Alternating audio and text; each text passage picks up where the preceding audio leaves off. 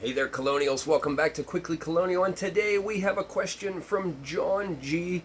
in Sandusky, Ohio. And John asks, during our American Revolution in our colonial times, what is the difference between a Pennsylvania rifle and a Kentucky rifle?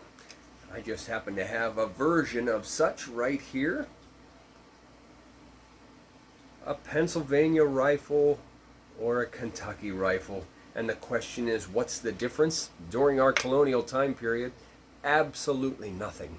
Master gunsmiths in Pennsylvania, in Bucks County, Berks, and Lancaster counties, they start to change things a little bit.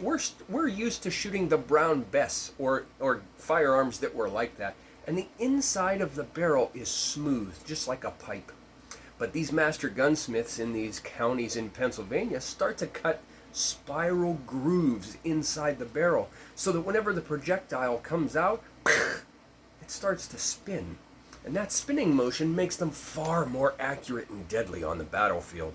These were so hated and feared by the British and the Hessians that it even made it all the way back. News of it made it all the way back to London. This is from a London newspaper in 1775, and it says, "These shirt-tail men with their cursed twisted guns, the most fatal widow orphan makers in the world." So these are so accurate and so far more deadly than the Brown Bess that they make it all the way into London newspapers.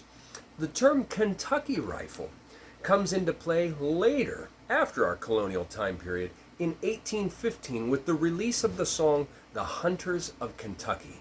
Now, these were frontiersmen and militia from Kentucky. They carried Pennsylvania rifles during the War of 1812, and especially during the final battle at the Battle of New Orleans.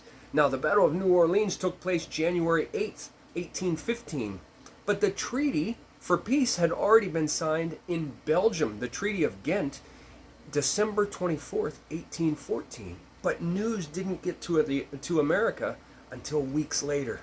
And so the final battle of the War of 1812, the Battle of New Orleans, where they carried Pennsylvania rifles by Kentucky militiamen. So there you have it, my dear colonials, another connection to our dear colonial times and our American Revolution with the Pennsylvania or Kentucky rifle. My dear colonials, it is wonderful to be with you again. If you like what you see, give us a like and subscribe, and we'll see you next time. Cheers.